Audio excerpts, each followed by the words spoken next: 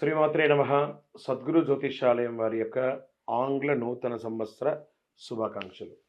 మా ప్రేక్షక మిత్రులందరికీ కూడా ఈ 2025 ఆంగ్ల నూతన సంవత్సరం ఎన్నో గొప్ప వసంతాలు రావాలని మనస్ఫూర్తిగా ప్రార్థన చేస్తున్నాను. మీరు మాకు చేసే ఒక చిరు సహాయం, మా ఛానల్ని లైక్ చేయడం, సబ్స్క్రైబ్ చేయడం, మీ మిత్రులందరికీ షేర్ చేయడం, ఇది ఒకటి చేయండి. ఇంకా మీకు చాలా అద్భుతమైనటువంటి విశేషాలు చాలా మీకు వస్తాయి. మరి ఈ ఆంగ్ల నూతన సంవత్సరంకి ఉగాదికి మధ్యలో ఉన్నటువంటి 3 నెలలు ఉంటుంది చూసారా, చాలామందికి మళ్ళీ ఉగాది పంచాంగ శ్రవణంతో పాటు మళ్ళీ వస్తుంది. కానీ ఈ 3 నెలల గ్యాప్లలో ఏమేమి జరగబోతున్నాయి, ఓవరాల్ ఇయర్ ఎలా జరగబోతున్నాయి అనేది మనం చూసుకుంటాం. ప్రతి ఒక్కరికి ఒక ఫీలింగ్, ఈ కొత్త సంవత్సరం నాకు ఏం జరగబోతుంది, నేను ఈ సంవత్సరం నాకు వివాహం అవుతుందా, ఉద్యోగం వస్తుందా, నా వ్యాపారం బాగుంటుందా, నా రాజకీయం బాగుంటుందా, నేను ఎలా ఉంటాను అనే ఒక ఆలోచన అంతా కూడా ప్రతి ఒక్కరికి వస్తూ ఉంటుందన్నమాట. దాన్ని దృష్టిలో పెట్టుకొని ద్వాదశ రాశి ఫలితాలన్నిందరికీ కూడాను మనం చెప్పబోతున్నాం. ద్వాదశ రాశుల్లో ఉన్నటువంటి రాశి ఫలితాలన్నీ కూడా గోచార గ్రహస్థితులను దృష్టిలో పెట్టుకొని మీకు చెప్పడం జరుగుతుంది. మళ్ళీ చెప్తున్నాను, రాశి ఫలితాలు అన్నది పడుతున్న వర్షానికి ఒక గొడుగే, కానీ రాశి ఫలితాలు జీవితం కాదు. మీరు మిమ్మల్ని నమ్మండి, మీ ఇష్టదైవాన్ని నమ్మండి, దైవ ప్రార్థన చేయండి. ఇంకను మీ రాశి ఫలితాలన్నీ పొందాలని అనుకుంటున్నవారు మీ పరిసర ప్రాంతాల్లో ఉన్నటువంటి సద్గురువుల్ని ప్రార్థించండి. వారి దగ్గర పోయి మీ యొక్క date of birth, time of birth తెలపండి. లేదా మా ద్వారా తెలుసుకోవాలనుకుంటున్నారా, ఈ కింద ఉన్న నెంబర్కి వాట్సప్ చేయండి. ఈ అయ్యప్ప సీజన్ ఉండడం వల్ల జనవరి వరకు చాలా బిజీగా ఉంటాం కాబట్టి జనవరి తర్వాతనే వ్యక్తిగత జాతకాలు చెప్పడం జరుగుతుంది. మీ ఏ వివరాలైనా వాట్సప్ చేయండి, మా అడ్మిన్ మీకు రిప్లై ఇస్తూ ఉంటారు. విజయవస్తు. జ్యోతిశాస్త్రరీత్యా కర్కాటక రాశి ఫలితాలు ఈ 2025 ఆంగ్ల నూతన సంవత్సర శుభాకాంక్షలతో ఈ కర్కాటక రాశి వారికి ఏంటంటే, ఎన్నో రోజులుగా పడుతున్నారు కదా ఈ అష్టమ శని యొక్క ప్రభావం. మార్చి 27 తర్వాత అవన్నీ తొలగిపోయి ఆనందంగా ఉండబోతున్నారు. కర్కాటక రాశి మిత్రులారా, కాస్త మీ నోరు అదుపులో ఉంటే మట్టుకు చాలా అద్భుతమైనటువంటి ఫలితాలు మీరు పొందుతారు. శనిదేవునితో పాటు గురుగ్రహం యొక్క ప్రత్యేక ఆశీస్సులు మీరు పొందబోతున్నారు. అంతేకాదు రాహుకేతుల ప్రభావంతో ఆర్థిక పరిస్థితులు మెరుగుపడుతున్నాయి. అంటే చాలా గ్రహాలు మీకు అనుకూలం. ప్రధానమైనటువంటి శని గురువు అనుకూలం, రాహుకేతువులు అనుకూలం. ఎంత మీరు శారీరక మానసిక ఒత్తిడి నుంచి కూడా ఉపశమనం పొందే అవకాశాలు ఉన్నాయి. ఏడాది ప్రారంభంలో కుజుడి యొక్క ప్రభావం కూడా ఉంటుంది. శనిదేవుడు కుంభం నుంచి మీనంలోకి వెళ్ళడం వల్ల ఈ రాశి వారికి శనిదోషం నుంచి విముక్తి. ఈ సందర్భంగా నూతన సంవత్సరంలో కర్కాటక రాశి వారికి ఆర్థిక, విద్య, ఆరోగ్య, కెరీర్ పరంగా అద్భుతంగా ఉండబోతుంది. కెరీర్గా తీసుకుంటే కొత్త ఏడాదిలో కెరీర్ పరంగా మిశ్రమ ఫలితాలు. ప్రారంభంలో మిశ్రమం, మార్చి తర్వాత అద్భుతం అని చెప్పచ్చు. కొన్ని సమస్యలు ఎదుర్కోవచ్చు పై అధికారుల నుంచి. మార్చిలోపు కాస్త జాగ్రత్త పడండి, మళ్ళీ ఉపశమనం పొందుతారు. మార్చి తర్వాత కొత్త ఉద్యోగం కోసం ఎదురు చూస్తున్న వరకు మార్చి వరకు ఎదురు చూడండి. అద్భుతమైన ఉద్యోగాలు విదేశాల్లో కానీ లోకల్లో కానీ ప్రభుత్వ పరంగా ఉద్యోగం ఆశించే వాళ్ళు కూడా ఈ కర్కాటక రాశి వారికి చాలా అద్భుతంగా ఉంటాయి. గురుడి యొక్క ప్రభావంతో ప్రమోషన్స్ రావచ్చు, ఇంక్రిమెంట్స్ రావచ్చు, మీరు కోరుకున్న చోటికి ట్రాన్స్ఫర్స్ రావచ్చు. గతం కంటే ఉన్న సమస్యలన్నీ తొలగిపోయి అద్భుతంగా ఉంటారు. కోర్టు కేసులు ఏమైనా ఉంటే ఉద్యోగపరంగా అవి కూడా తొలగుతాయి. మరి ఆర్థికంగా తీసుకుందామా, ఈ రాశి వారికి శనిదేవుడు 9వ స్థానంలో సంచారం చేసే సమయంలో శని కంటక ప్రభావం తొలగిపోతుంది. ఈ సమయంలో మీరు చేసే ప్రతి పనిలోనూ భారీ ఆర్థిక లాభాలు పొందుతారు. భారీగా, కొంచెం కాదు, జాక్పాట్ అని చెప్తున్నాను మీకు. అంతేకాదు ఈ కాలంలో మీకు రావాల్సిన బకాయిలన్నీ తిరిగి వస్తాయి. గురుగ్రహం ప్రత్యేక అనుగ్రహం వల్ల మీరు ప్రతి రంగంలోనూ విజయం సాధిస్తారు. ఆదాయం పెరిగే అవకాశం ఉంది. కుజుడి ప్రభావంతో మీ ఖర్చులు పెరిగే అవకాశం ఉంది. వ్యాపార పరంగా తీసుకుంటే అద్భుతాలను సృష్టించవచ్చు అని చెప్పచ్చు. అనేక రంగాల శుభఫలితాలు. పెద్దలు ఎవరో ఒక పెద్దల యొక్క సహాయంతో పెద్ద పెద్ద ఆర్డర్స్, పెద్ద పెద్ద ప్రాజెక్ట్స్ ఇవన్నీ పొందే అవకాశం ఉంది. దీంతోపాటు మీరు కొత్త వ్యాపారం ప్రారంభించే అవకాశం ఉన్నాయి. Expansion of your business international లెవెల్లో మీరు ఎక్స్పాండ్ చేసుకునే అవకాశాలు ఉన్నాయి. ఏడాది చివరిలో మీరు పెట్టిన పెట్టుబడులు మంచి ప్రయోజనాలు పొందుతాయి. భూమి మీద పెట్టుబడి పెట్టండి, బంగారం మీద పెట్టుబడి పెట్టండి, షేర్ మార్కెట్లో పెట్టుబడి పెట్టండి, అద్భుతంగా ఉంటుంది. శనిదేవుడికి మీ ఆశీస్సులో మీ వ్యాపారం పెరుగుతుంది. మీ కష్టానికి తగిన ఫలితాలు పొంది ఎంతో అద్భుతాలను సృష్టిస్తారు. ఆరోగ్యపరంగా కొత్త ఏడాదిలో ఆరోగ్యం పట్ల చాలా శ్రద్ధ వహించాలి. మీకు ఏదో రకమైనటువంటి మనోరుగ్మత వల్ల ఇబ్బంది పడుతుంటారు. శనిదేవుని 8వ స్థానం సంచారం చేసే సమయంలో కొన్ని సమస్యలు ఎదుగుతాయి. ముఖ్యంగా మొదటి 6 నెలలు ఒత్తిడి, అలసట తదితర సమస్యలు ఎక్కువ అవుతాయి. గురు భగవానుడు మే మాసం తర్వాత 12వ స్థానంలో ప్రవేశించినట్టే మీ ఆరోగ్యం మెరుగుపడే అవకాశం ఉన్నాయి. ఈ సందర్భాల్లో మీరు కాస్త స్ట్రెస్ని వదిలేసేయండి, అన్ని రకాలుగా బాగుంటారు.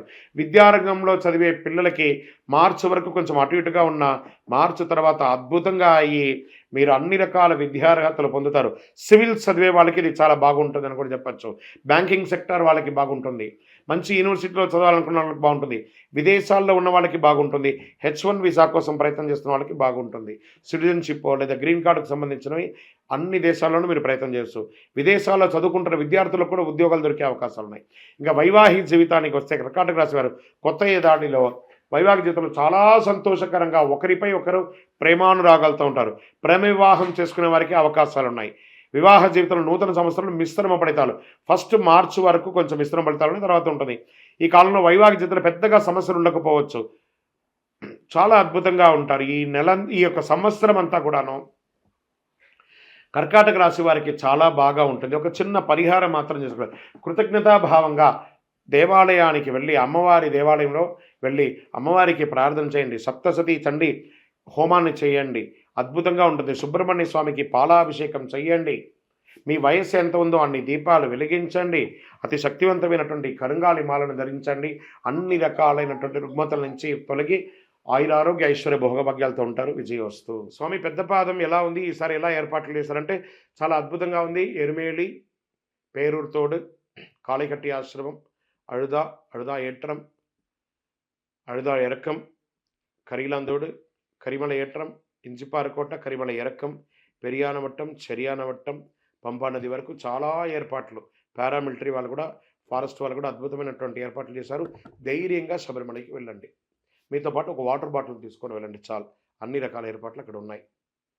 అక్కడి నుంచి మళ్ళీ గణపతి, హనుమంతుడు, శ్రీరామపాదం, పందలరాజ, అప్పాచిమేడు, శబరిపీఠం, శరణ్ కొత్తి, సన్నిధానం, కరుపస్వామి, కడతస్వామి, 18 స్వామివారి దివ్య దర్శనం, గణపతి, నాగరాజు, మలగేపురతమ్మ, నవగ్రహాలు, అరుణ పాయసం, ఇంటికి రావడం క్షేమంగా. ఇది యాత్రలో విశిష్టత. శరణమయ్యప్ప. ఈ యొక్క ఇరుముడిలో వేసే డబ్బులు వేస్తారు కదండి, అది మేము తెచ్చుకోవచ్చా, మేము వాడుకోవచ్చా? మహాపాపం అండి అది. అందులో వేసిందంతా శివసొత్తు. ఆ ఇరుముడిలు వేసే ప్రతి రూపాయి స్వామివారి హుండీలోనే వేయాలి. అలా కాకుండా తెచ్చుకుంటే నాకు జ్వరం తగ్గాలని ఒకడు, నాకు షుగర్ తగ్గాలని ఒకడు క్యాన్సర్ తగ్గాలని ఒకడు అలా వేసి ఉంటారు కదా, అవన్నీ తెచ్చుకుంటే మనం గుండు గుత్తగా అన్నీ తెచ్చుకున్నట్టే. అవన్నీ మనకు వస్తాయి. కాబట్టి అవన్నీ కూడా స్వామివారి హుండీలో వేయండి. స్వామివారి దేవాలయ అభివృద్ధికి ఉపయోగపడుతుంది. కానీ ఇరుముడిలో వేసే సొమ్ము మీది కాదు. మీరు కష్టపడి తీసుకెళ్ళిందే మీది. ఇరుముడిలో వేసేంత భక్తులు ఇచ్చిన కానుకను అందరూ ఉండిలో వేయలేక ఈ ఇరుముడి అనే ఉండిలో వేస్తున్నారు. దాన్ని తీసుకుపోయి ఉండిలో వేయాలి. శరణమయ్యప్ప. పడి పూజలో మేము వెళ్ళామండి. కొన్ని రోజులుగా మాకు తాంబూలాలు ఇస్తున్నారు. దాన్ని మేము ఏం చేసుకోవచ్చు స్వామి? చక్కటి ప్రశ్న ఇది. మీ ఇరుముడి సామాన్లు కొనండి. మీరు తెచ్చుకున్నది కాదు కదా, ఇతరులు ఇచ్చిందే కదా. ఇరుముడి సామాన్లు కొనండి. లేదా వాళ్ళు ఇచ్చిన డబ్బులు కూడా అవకాశం ఉంటే ఉండిలో వేయండి. దేవాలయ అభివృద్ధికి ఉపయోగపడుతుంది. లేదా మీ పరిసర ప్రాంతాల్లో ఉన్న అయ్యప్ప స్వామి దేవాలయం హుండీలో వేయండి. శరణమయ్యప్ప. వైకుంఠ ఏకాదశి 2025 జనవరి 10వ తారీఖున వస్తుంది. అద్భుతంగా అందరూ కూడాను దైవ ప్రార్థన చేయండి, ఉత్తర దర్శనాలు చేయండి. విశేషమైనటువంటి ఫలితాలు పొందుతారు. శరణమయ్యప్ప. గురుగారు, మేము యాత్రకు వెళ్ళేటప్పుడు కొంతమంది అడుక్కుంటారండి, నాకు డబ్బులు లేవు ఇవ్వండి, నేను యాత్రకు వెళ్తానంటే అలాంటి వాళ్ళని ఎంకరేజ్ చేయకండి. వాడికి డబ్బులు లేకపోతే వాడు ఎందుకు యాత్రకు పోతాడు? పరిసర ప్రాంతాలు ఎక్కడన్నా ఇరుముడి ఇవ్వనండి. అంతేకాని అడుక్కొని యాత్రకు వెళ్ళకండి. అయ్యప్పను కించపరచకండి. అంతకంటే దౌర్భాగ్యం ఇంకోటి లేదు. శరణమయ్యప్ప. ఏమండి, మేము న్యూ ఇయర్ నాడు మేము ఎలాంటి పూజలు చేసుకోవాలంటే మీరు కావాలంటే గమనించి చూడండి. ఉగాది కంటే కూడా జనవరి 1 నాడే క్యూ విపరీతంగా కడతారు దేవాలయాలకి. కాబట్టి దైవభక్తి ఉంటుందండి. ఇది పాశ్చాత్యంది, వాళ్ళది వీళ్ళదని కొంత వితండంగా వాదించే వాళ్ళు కాస్త నోరు మూసుకొని ఉండండి. జనవరి 1 నాడు చూడండి, ప్రతి దేవాలయం వెలిగిపోతుంది. వేళల్లో భక్తులు అక్కడ తయారవుతున్నారు. చాలా అద్భుతంగా ఉంటారు. వాళ్ళకి ఏ విధమైన నియమ నిబంధన లేదండి. మీరు ఎలా ఉండాలనుకుంటున్నారో అలా ఉండండి. ఇలాగే ఉండండి భక్తిగా. ఎవరో కొంతమంది నాస్తికవాదులు దీన్ని వాదిస్తూనే ఉంటారు. న్యూ ఇయర్ ఆకులుంది వతం దీని. న్యూ ఇయర్ అంటే అది న్యూ ఇయర్ మొదటి రోజు. కాబట్టి అది చేయండి ప్రతి ఒక్కరికి. నేను మాఘమాసంలో పుట్టాను, చైత్ర మాసంలో పుట్టాను అనట్లేదు. జనవరి పుట్టాను, ఫిబ్రవరి పుట్టాను, మార్చి పుట్టానని అంటున్నారు. సో ఆంగ్ల నూతన సంవత్సరమే కదా. After 12 it's a day start. 1 midnight దాటిందంటే 1 అనే కదా అంటున్నాం. పొద్దున 5ని 1 అంటున్నామా? కాబట్టి మనం పాటిస్తున్నవన్నీ కూడా పాశ్చాత్యంగా పాటిస్తున్నాం. కానీ ఆ పాశ్చాత్యకంలో కూడా ఆధ్యాత్మికతనే ఎక్కువ మనం వాడుతున్నాం కాబట్టి పంచాంగం కూడా 1 గంట తర్వాతే ఉంటుంది. ఆంగ్ల సంవత్సరంలో వచ్చినటువంటి సమయాన్ని బట్టే పంచాంగం కూడా వర్తిస్తుంది కదా! ఎప్పుడో కాలం నుంచి 1 గంట నుంచి 24 గంటలు ఉంది కాబట్టి అన్ని రకాలుగా బావుంటుంది. మీరు కావాలంటే చూడండి, ఉగాది రోజు మనము భక్షాలు, పులిహోర చేసుకుంటూ ఇంట్లో బిజీగా ఉంటామే కానీ దేవాలయానికి 10% కూడా వెళ్ళం. మన ఇంట్లో పూజలు, మామిడి తోరణాలు ఇందులో బిజీగా ఉంటాం. కానీ జనవరి 1 99% అందరూ దేవాలయాలకెళ్తాం. అవునా కాదా? ఈవెన్ మీ కెమెరామెన్‌లు కూడా చెప్పండి. అవునా కాదా? ఇదే నిజం. జనవరి 1 నాడు గుడికి వెళ్తాం. ఉగాది రోజు పండగ మన ఇంట్లో చేసుకుంటాం. విజయోస్తు.